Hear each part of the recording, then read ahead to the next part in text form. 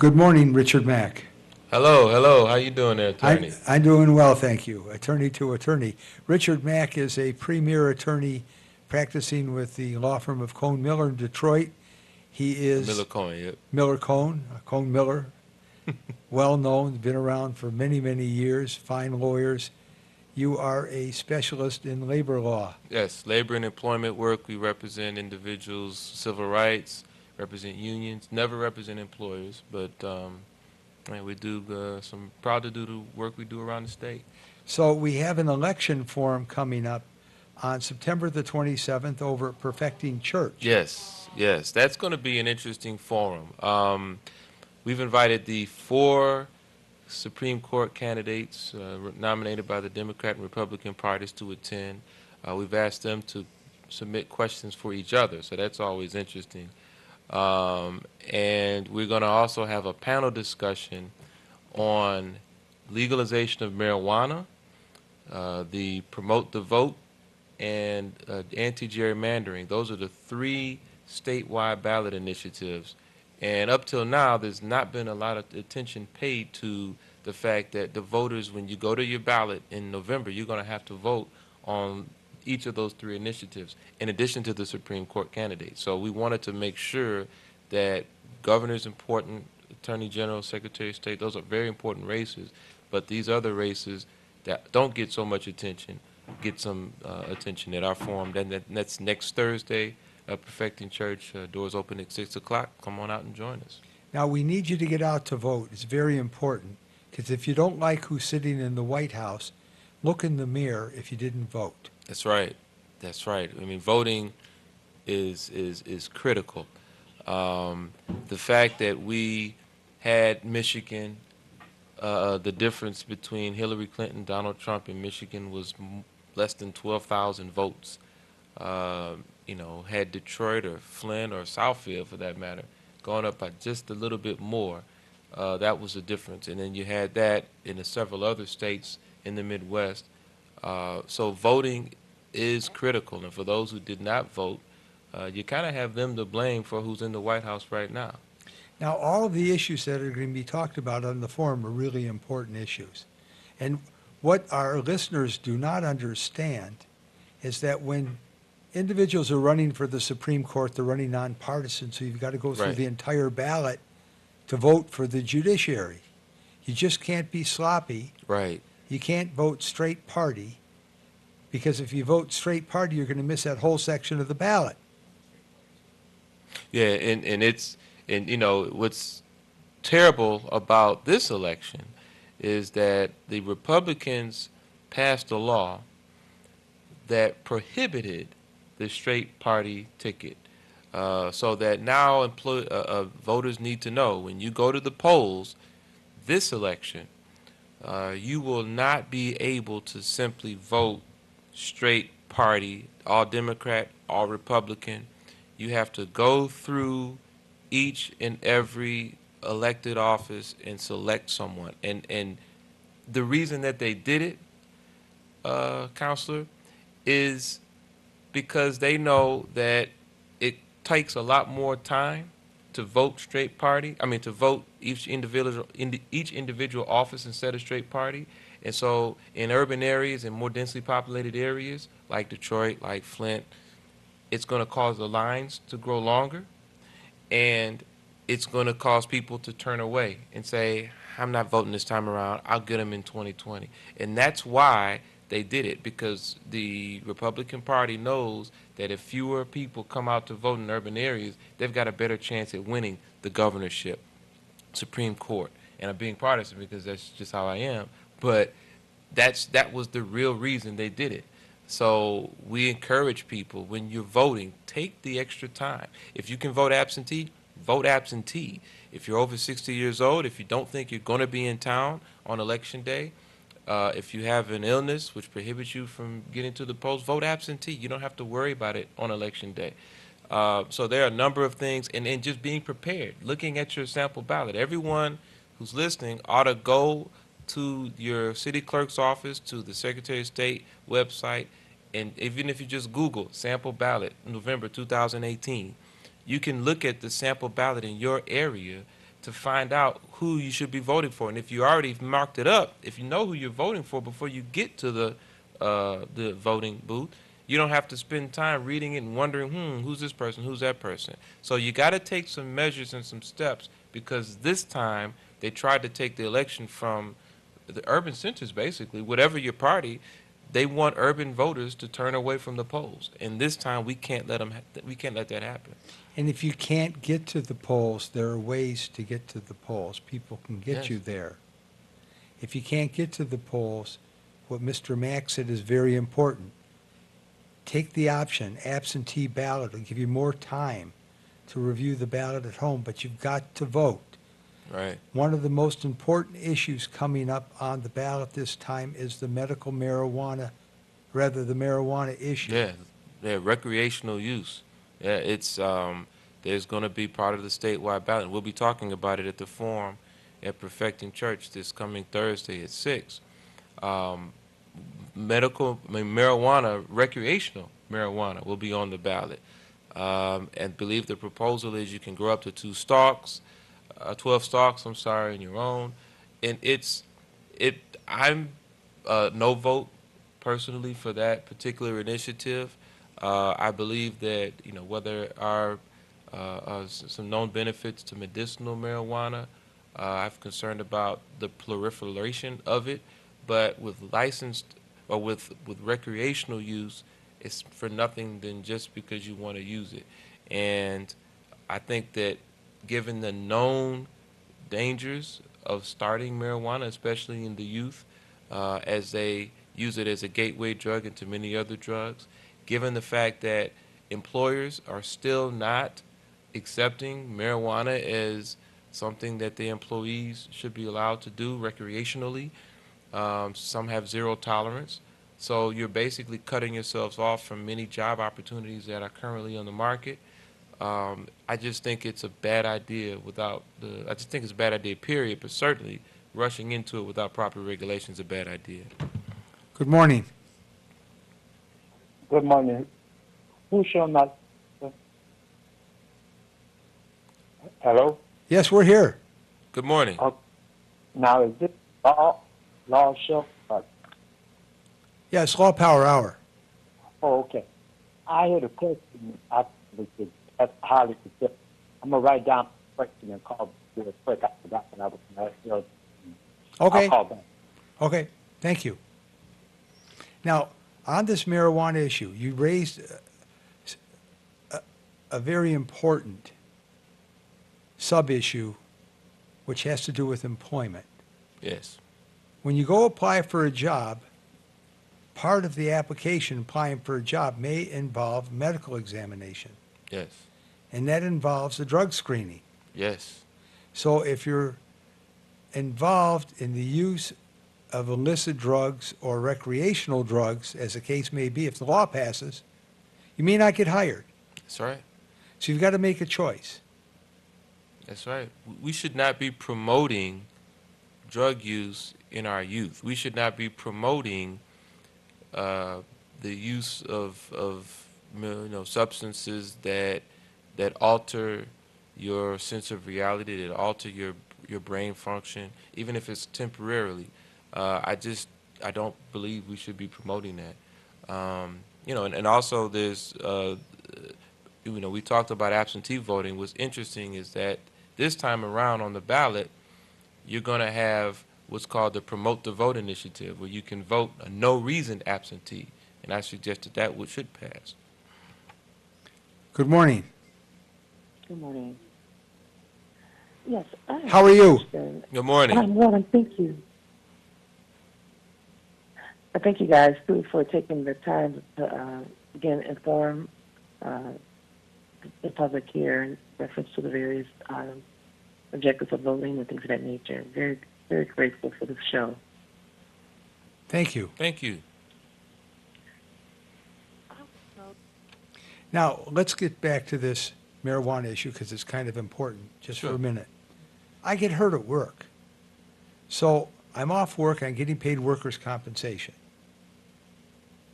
And you're a labor lawyer, and I go to the clinic. I've got to give them a drug screening. I'm positive for marijuana, I get fired. Can you represent me and get my job back? Ah. Well, I mean, it depends. You know, the law is developing in this area. If you argue, in fact, we were just talking about this, right? If you argue that an accommodation that you need, um, it's tough. It's an extra hurdle. It's an extra barrier, which is why I say, if you don't have to, don't do it. It's simple as that. Okay, well, you made it simple. Don't do it if you don't have to. That's right. Okay, but there's a lot of things we tell people don't do if you don't have to, and they still do them. And they We still gotta- do it, and then they come to us, right? Yeah, we got to live with the result. Right. Good morning. Oh, yes. Sorry to call back. What I wanted to ask you a question, I don't know the topic what you're speaking on because I'm not listening to you on TV. But anyway, I want to ask about this responsibility law that take effect October 1st. Could you explain briefly what that does? Oh, you're talking about getting your license back. Yes. Okay, well, Now, you got to go what down to does that Secretary of State. Pardon? You have to go to the Secretary of State. Okay. And what you have to do is you have to go down to Secretary of State and you have to re-up for your license. But it doesn't apply if you have a financial responsibility judgment against you. That means Oh. if you caused an accident or somebody was injured and you weren't insured and they have a judgment against you and you're paying on that judgment, this law does not give you the opportunity to go back and get your license. Okay. It only takes care of suspensions. If you're Right. suspended for tickets or for other reasons, you can get your license back. If you've Okay, got it you- operating under the influence of alcohol or the influence of drugs, it's not going to protect you. But there are new laws that will give you an opportunity to get your license back. Right. Okay. One more question, and then what is your topic is speaking on to your guest? Yes. Was there a question, sir? Now, I wanted to know what are your topics speaking on? What are we speaking on? We're talking about a number of things. We're talking about the initiatives that are going to be on the ballot this November 6th election. We're going to be going over those at Perfecting Church this coming Thursday, September 27th at 6, and the address is 7616 East Nevada. And then we've just talked about some of the views, important initiatives that people are going to have to vote on, the legalization of recreational marijuana, absentee voting in the Promote the Vote, and a number of other things, and the anti-gerrymandering bill. Those three things, and Supreme Court candidates are going to be there as well. Would you explain what the anti-gerrymandering bill is about? Because many of our listeners may not understand it in that term, Yes. but they will understand it when you explain it. Yes. So currently every 10 years, the voting districts are redrawn. So what district you're in for voting for Congress, for voting for state Senate, state House, are redrawn. And the people in power, and have been Republicans in 2010 and in 2000, they get to redraw those districts. So what they do is they put as many votes of one party packed into various districts so that it weakens the vote. So, for instance, you have 14 congressional congresspersons in the state of Michigan. We saw just in the last election that 140,000 more Democrats voted in the state than Republicans. So there are more Democratic votes in the whole state, but we have 9 Republican congresspersons and 5 Democratic congresspersons. So the reason we have more Republicans, even though we have more Democratic votes, is because the Democratic votes are packed into various districts. So, for instance, the 14th district is drawn like a snake. It starts at Grosse Pointe, it goes across the northern part of Detroit, it cuts through Southfield, Farmington Hills, Oak Park, and it goes all the way up to Pontiac. So they packed all of the Democratic votes in all of those various areas into one district so that the districts around those, the 12, 13, they can be, have those votes have less power and, are more prone to being Republican. Let me make it simple for you. How can you expect a person who lives in Howell to represent people who live in Detroit? Yeah. I'm trying to make it as simple as I can. Yeah, yeah. So what this initiative would do is put in the Constitution that independent people who aren't connected to politicians, who, 4 from the Democrat, 4 from Republican, and 5 independents, 13 altogether, they're not connected to lobbyists. They are independent completely from party politics, other than their membership in the party itself, and they get together and they draw the districts. And so it's a way to, the tagline is voters should pick politicians, not politicians picking voters. And so if you have politicians currently able to say, well, if I draw all of my voters in this little narrow district here, I'll keep getting reelected, whether I'm Republican or Democrat, frankly. Because Democrats benefit from having a very safe, think about in the city of Detroit. The Democratic politicians there don't have competition during Republicans during the general election, because all of the Detroit votes are safely packed as Democrats.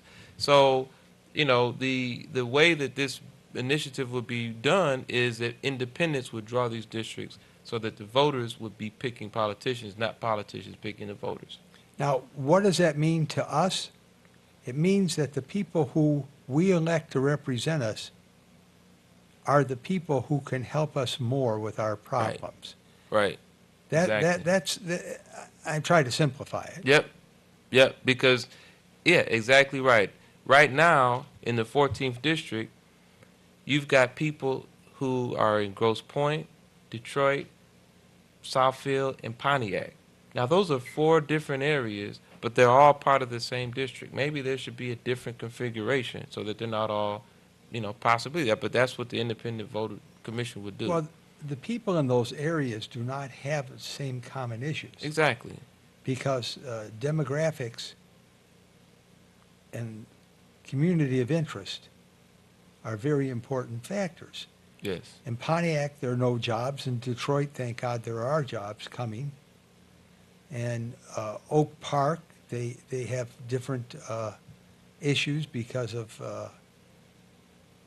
the community itself. Right. It's a multiracial, multi-religious community, and the issues are different there. So they need people who can represent each of the areas appropriately.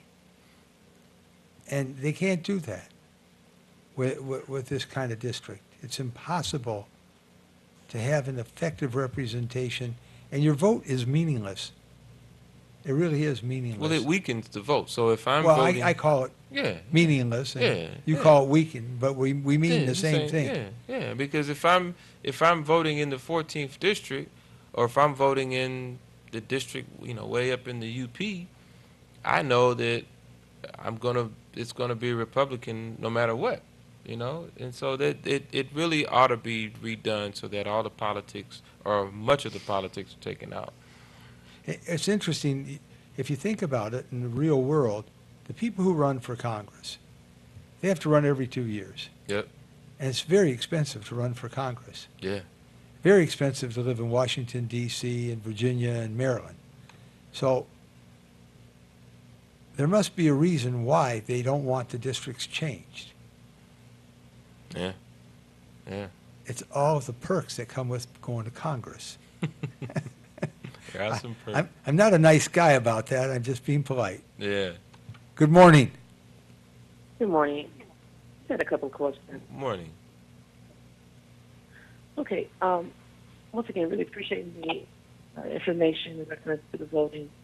And going back to the use of marijuana, with many people that even currently serving some level of time for even selling marijuana, and now yet having the many dispensaries all around the city of Detroit, what legal ramifications, if at all any, can be placed to counteract this high number of people for whom are being imprisoned and or later have a felony which prevents them from voting, to see this continual domino effect that makes also the numbers of well-being, desirable people to vote to be unable to do so due to the felony.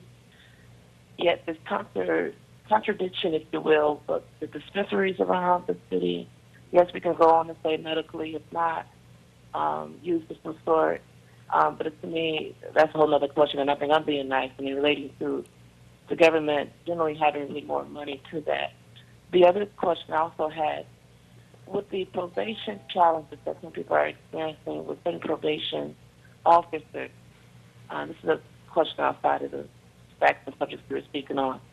What legal ramifications can one do when they're having challenges with probation officers who are taking advantage of their authority and are not necessarily utilizing the proper process with handling a probationer?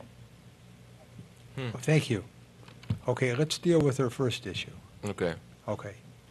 So, as far as the felonies, as far as the parts, I didn't catch all of it, but she was asking about medical marijuana and what can be done for people who have, are being convicted of marijuana-related crimes. One of the interesting things is that one of the initiatives that I don't think succeeded was to make it retroactively legal, so that basically all of the people who are in jail because of a marijuana-related crime be released. That part's not on the ballot, but I do think that I'm in favor of drug courts. I'm in favor of decriminalization to a degree. Obviously, major drug dealers. I think that's a terrible, not even a profession, but there should be some decriminalization. There should be some allowing people to get back to becoming an active member of society. And as far as the voting issue, please, if you've served your time, have those individuals go back to re-register. But yeah, I'm definitely in favor of that. And I don't know if you want to comment. In this state, there's no prohibition on a felon voting. Right. So in some states, there are prohibitions on felons voting. But in the state of Michigan, there's no prohibition. So if you've served your time, go back and re-register, Yep. as Mr. Mack pointed out, and exercise your right to vote. Now, as far as the issue of letting people out of jail because we changed the law and legalized marijuana, well, that would be sanctioning the right to violate the law. Right. And that's the problem. You can't do that. I mean, even great actor Robert Mitchum, believe it or not, he went to prison for marijuana, for possession and use of marijuana back in the 50s. So things happen. People make mistakes, and that's why there are courts. We all pay for our mistakes, and we move on in our life. It's a lesson. Yep. But it doesn't mean that decriminalizing is going to take care of all of it, because we're still going to have people who are doing it at the expense of other people and making a profit because they're doing it as an enterprise. What we're really trying to do in this marijuana issue is prevent the proliferation, that means just the flowering and the mushrooming Mm-hmm. of businesses at the expense of the community. Yeah. And as I've said so many times on here, I pointed out to you, it becomes a community problem Right. because the people who are in the business, they need a lot of money to get into this business, by the way. That's right. You need at least $100,000 to open up a dispensary by the time you pay for your licenses, by the time that you get your inventory, your security, you go through the whole process. And then you go home to the suburbs with all of your profits at the expense of the city. It's not right. Right. And that's what we're trying to avoid. It's like the same thing with a liquor store on every corner and a party store on every corner. And I don't care if you don't like what I'm saying out there, but I'm going to say it anyways, who's taking and trading the bridge card for cash and selling you cigarettes on the side or paraphernalia or whatever else they want to do at the expense of people. Right. And my show is not about being at the expense of people, but it's at the bottom line, helping people so that no one is taking advantage of them. And Helping that's your what- community. Well, that's what it's all about, Right. trying to help people so that they're not being taken advantage of. And I don't care if it's a TV advertising lawyer, I don't care if it's a marijuana clinic, I don't care if it's a liquor store. I want people to have their rights protected, and that's what we stand for. That's right. That's right.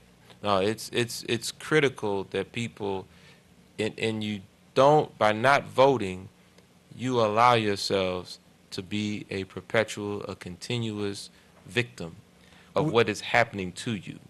By not getting engaged, by not learning about, like coming to the forum next Thursday at Perfecting Church at 6, by not getting involved and getting information about what's happening, you allow yourself to become a victim. And by not encouraging others to vote, you don't want to be associated with victims, so drag them to the polls as well. Well, good Lord willing, I'll be there. All right. I'm going to All try right. and be there. Thank you for Absolutely. coming today. Thank you so much. I appreciate Okay. it. Oh, I'm being told to remind everyone I'm running for the Charter Commission for the City of Detroit. I'm not really a politician, Counselor, so I forget that sort of stuff. No, But but November you're- 6th, I'm running for Charter Commission. It's in office. The City of Detroit's charter, which is its constitution, is being reopened for determination of whether we should change it.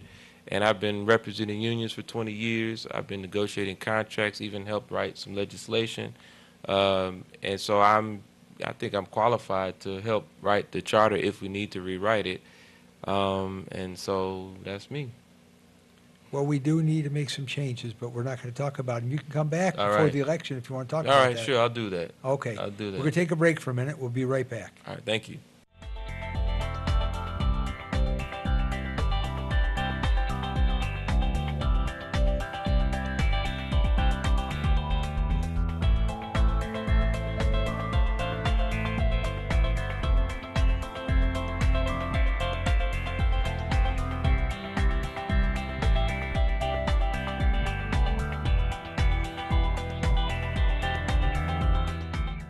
Are you in legal trouble?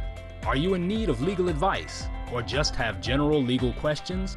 Call 1-800-529-8721. That's 1-800-LAW-USA1. And watch Law Power Hour and get your questions answered by experienced attorneys who are experts in their field. That's Law Power Hour, hosted by Barry Keller, attorney at law. Saturdays at 10 a.m. here on WHPR Detroit Live.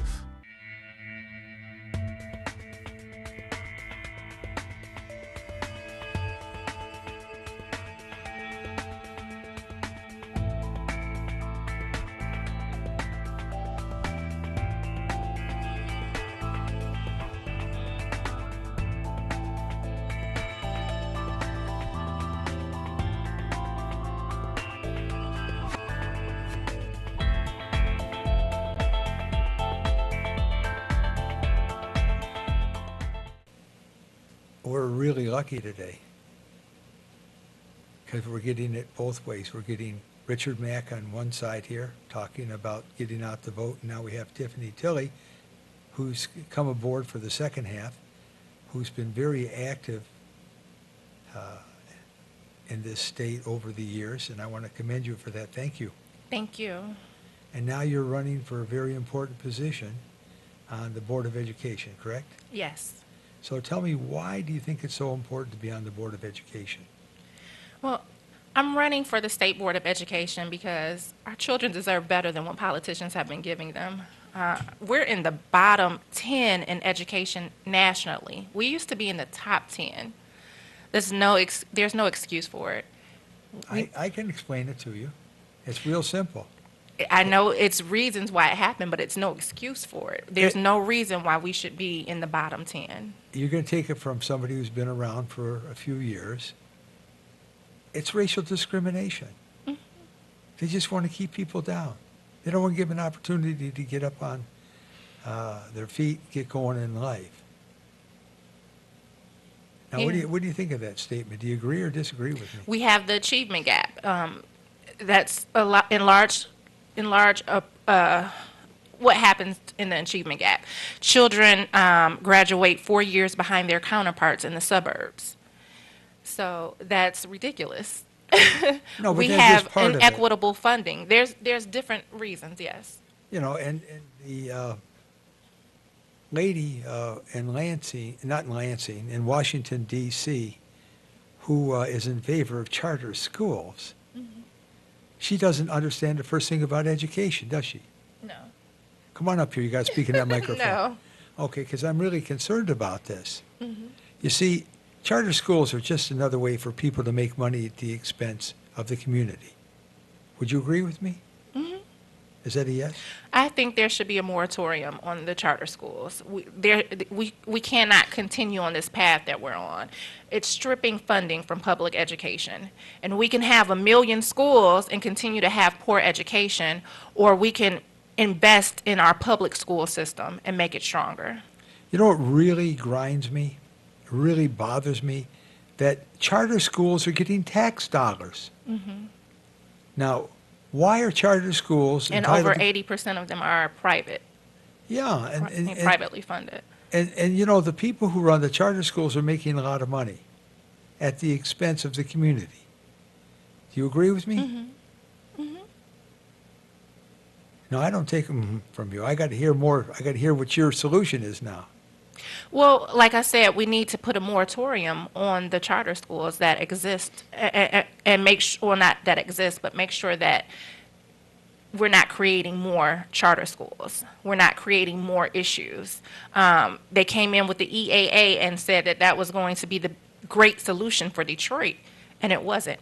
It destroyed the infrastructure that was already crumbling, and now they're trying to piece it back together. But we cannot go on the way that we're going. But what's really interesting, if you look at the statistics, you know, and this is real time statistics, these are not contrived statistics, is that the success rate of students in public versus charter schools, there's no difference. There's none. None at all. The charter schools are not proven to work better than public schools.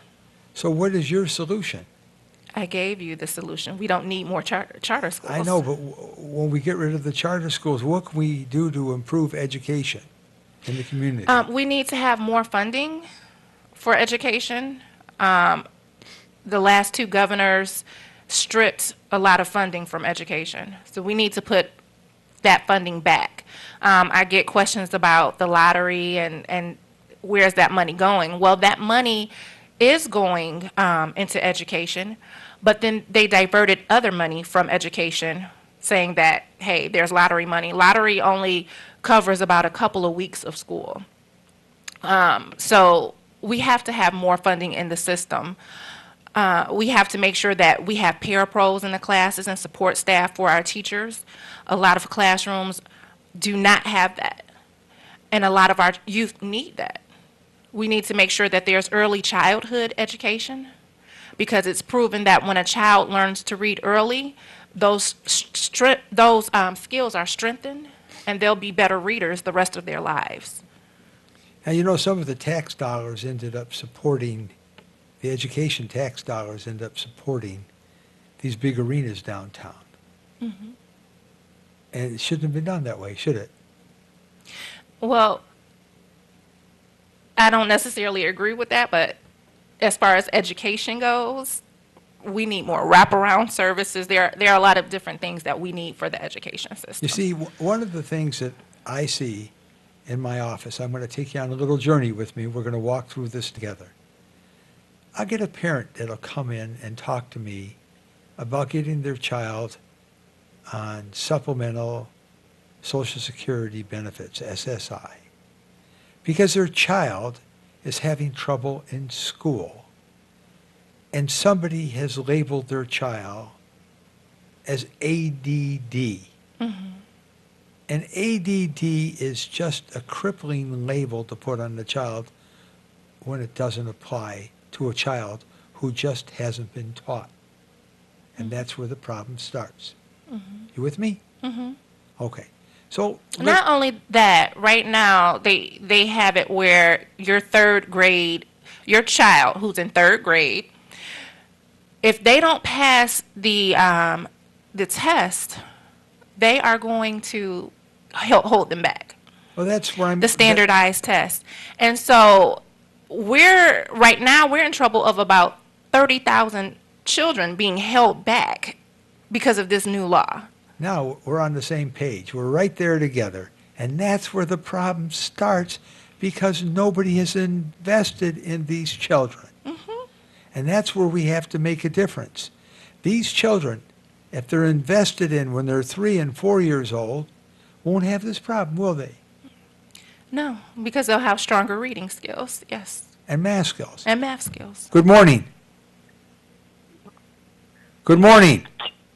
Appreciate the yes. Hello, can you hear me? There we go. Listen, first of all, I want to thank the guest that's on. I can't hear you. I'm I sorry. appreciate that. Would you mind calling Okay. back? Because you're Sure. not speaking into the phone. We can't hear you. Okay. So she'll call back. Now, there are some programs that are being developed. One of our guests some time ago developed a program that's going on in several schools in the city of Detroit called Retooling Detroit, where they're teaching children reading and math skills so that they can pass the 3rd grade math and reading equivalency examinations. But aside from that, we have to put more money into the programs to promote the development of education at these levels. Because if we don't start at these levels, it doesn't matter what occurs later on. And that's where the problem is. Now, how do you think we can correct this?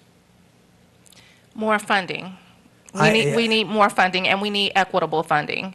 If a child in West Bloomfield receives 13-something thousand dollars, or the school receives 13-something thousand dollars a year per pupil, then Detroit should receive that or more. They really should get more, because Detroit, urban areas and some of our rural areas are even further behind. So they need more so that they can catch up. Okay, now we're getting there. I agree with you. Good morning. Good morning. Good morning. Can you hear me? We can hear you now. Okay. First of all, I want to thank the guest panel person for the show. But there seemed to be a disconnect. I think the question you're asking here, and I'm not getting the answer myself. Okay, you get the money. What are you going to do with the money? What is the solution? We can speak all day about the challenges, because ultimately what you're letting them know, and this is a true fact, it is a racial discrimination in reference to the teaching, the opportunities, the money, the material. So it's not just funding alone. You have to understand the problem to systematically design a reparable solution. You can't just go on and say Bloomfield gets more money, Detroit gets less, and that's totally a fact. Now you get the money. What are you going to do with that?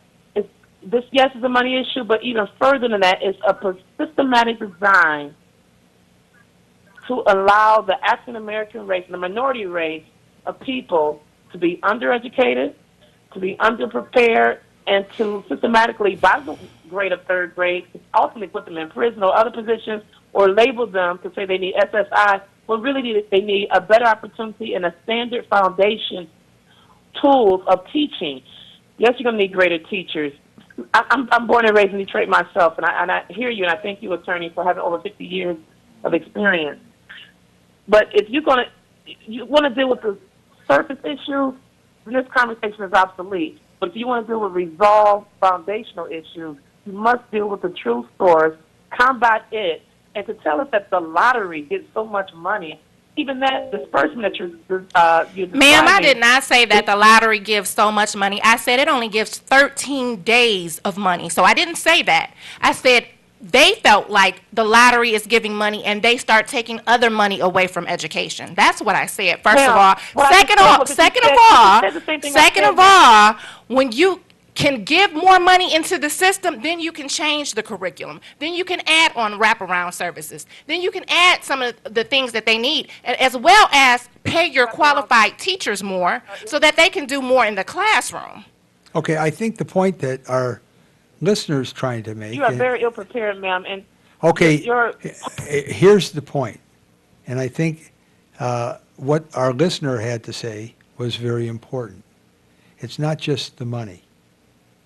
I did oh, not no, say okay, that no. it was just the money. She wants to know what kind of programs you're going to support with the money so that it makes, First of all, I don't think you guys understand the structure of the board. The board was stripped, the State Board of Education was stripped of power by Governor Engler.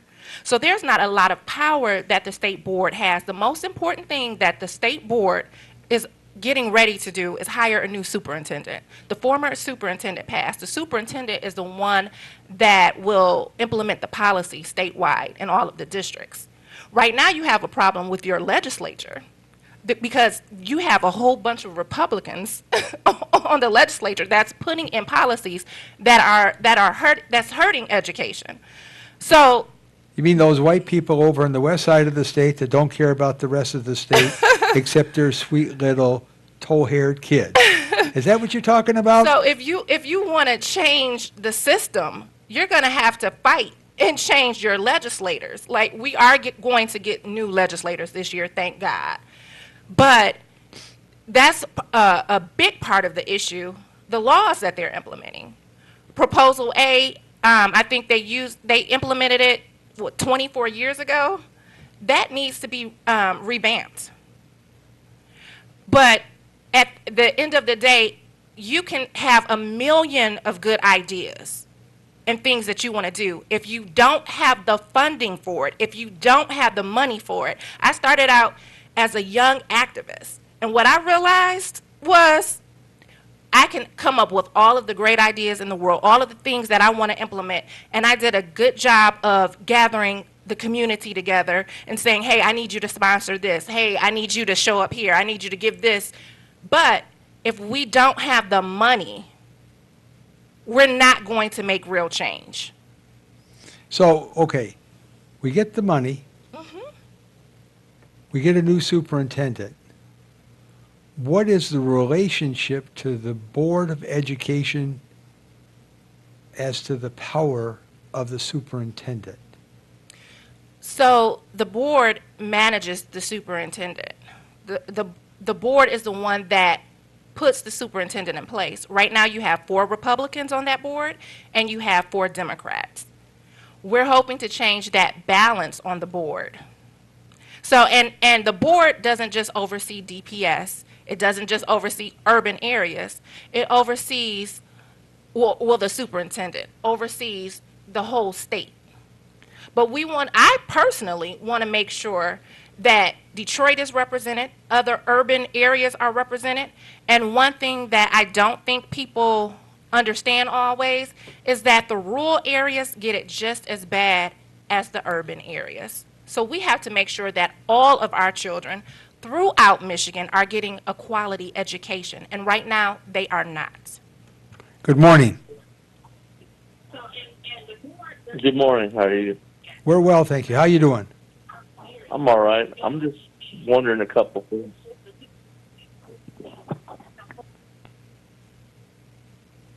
Oh, whoever it was, thanks for calling. Okay, so we're back here again. Are you with us? Hello? Hello? How you doing? Yes, you like, but You got some questions for us today? I do. I'm a retired teacher in the city of Detroit, and I want to ask you something that you know about. You cannot continue to teach Christopher Columbus, discover America kind of thing. These teachers who come from the suburbs, that's what they're teaching. I have told teachers to their faces, if we're supposed to be so much better than the core city school students, then why are you not passing on those values to our school students? But more importantly, in the state of Michigan, there is no curriculum.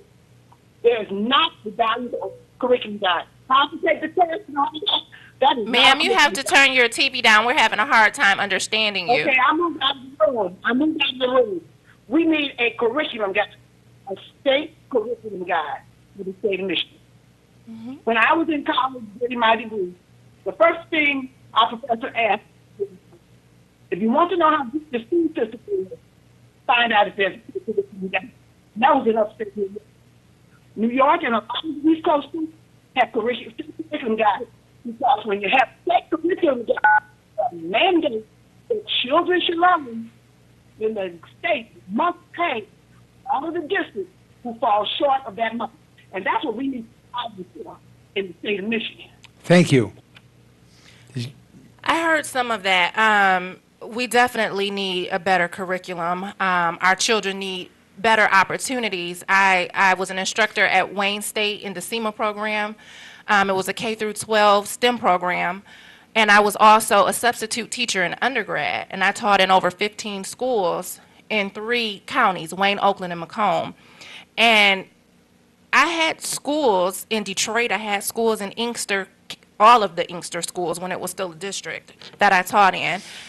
The babies in Detroit were upset because they couldn't take their books home. They were upset because they weren't really learning like they wanted to learn. They couldn't take their books home and do homework. It's not a thing of our kids can't learn. Our kids can learn and they want to learn, but they need the proper tools, the proper resources, and they need good curriculums. I totally agree with that. And they need parents who are engaged in helping their children learn. So we have, I know, and I don't know if these are the current numbers, but I know at one point, and it's probably the same or worse, Detroit was 60-something% functionally illiterate and 30-something% illiterate. So some of these parents can't help their children. Some of these parents need help. And we need to look at the system where we're helping not only the child, but the family. Because if you're working with the child all day, but then they go home and they don't have the support they need for whatever reasons, that's still causing an issue. So we need to have wraparound services where we're helping the child and the family. Now we got that wraparound services down where everybody's got it and they understand that it's not just for the child, but it goes right into the home. Mm-hmm. And this is what we want to accomplish. Mm-hmm. And that's where we're at. Now, Tiffany, you're out there stomping to get elected, aren't you? Yes. How many people are running? There are two Democrats running against 2 Republicans. And that's what I'm saying. We really need to change the balance of the board and the balance of the legislature if we're going to do anything for education. And this is statewide, correct? This is statewide. So it's really important if you want to see your children and grandchildren get a better education to get out and vote for Tiffany Tilley on Election Day. Tiffany Tilley and Judy Pritchett is the other Democrat that is running for the state seat. So this is not the local Detroit school board. This is the State Board of Education. So you're going around the state, aren't you? Yes. It's not an easy task, is it? No, it's not. No, it's not. It's not easy to put yourself out there. It's not easy to want to fight for something good. You know, there's opposition whenever you're trying to do something good, but that's what it's about, making a change and making a difference in the lives of our youth so that they can have a better future. Well, I'm going to take my hat off to you because it's a thankless job. It's very difficult. I can tell you that. I know what you do. Most people, you know, look at elected officials in terms of glorification of the elected official for what they're doing, whether they're the governor or the mayor or a congressperson or a judge. Mm-hmm. But what you're doing is just hardcore trying to help society. Yes. Let's take this last call before we sign off. Good morning. Hello, is that me? Hello? Yes. That was a good idea of putting the family into the curriculum. That's the first time I've heard that. And I would support her doing things along that line because I think the church should be in the curriculum, the police should be in the curriculum, curriculum. The community should be in the curriculum too. But that's how you're going to make a difference is when you Yeah. get everybody who wants to be a participant or who should be a participant to make a difference. And then you won't have 65% of the population deficient in reading and writing skills, and then it will help the economy. It will help the children get a better education. It will provide for better jobs, provide for better wages. Having said that, Yeah, I agree with you. But there are a lot more ways than learning than just by reading and writing. Computers is something that we must get into quick. you know, Because it's it's- wonderful. It's wonderful to get into computers, but if somebody's going to take the computer out of the house and take it down to the pawn shop, it's going to be a problem. So you got to have wraparound to make sure that everybody's on the same page. Well, see, it's not just the computer. It's computer programming. You don't even need a computer to learn how to program a computer. Now, you can't learn everything, but programming a computer is relatively easy. See? There's so much that's needed. Technology skills are needed. We need to get our trades programs back in the schools so that youth have options when they graduate. They should be prepared to go into the workforce if they want to and have a skill, like you're saying with technology. And a lot of our kids just are not ready. And it's not fair. It's not right. I know people are upset about how disenfranchised we have been, and we have definitely been disenfranchised. We're all going to have to work together to come up with some great ideas, because it's not just about a system. If we're just relying on a system to make sure that we have the things that we need, that's not going to happen. So, but we need to improve this system so that we can have some of the things we need, but we need to go beyond the system and say, hey, I need to pull my brother, I need to pull my sister up. I need to make sure, I need to go over here and volunteer and make sure that I'm helping to teach youth how to read. Okay, you're right on with all of it. Thanks for coming. Thank you. I wish you good luck. Thank you.